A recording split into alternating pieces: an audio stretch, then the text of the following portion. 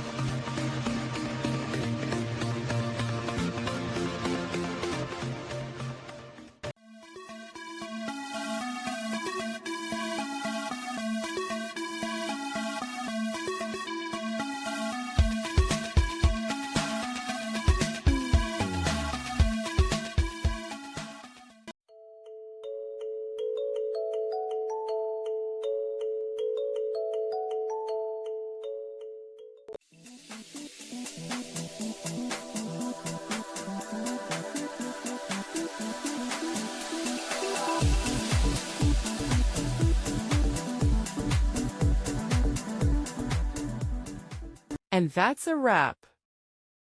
I hope you found the answer you were looking for. If you did, take a second to hit that subscribe button. It really helps out.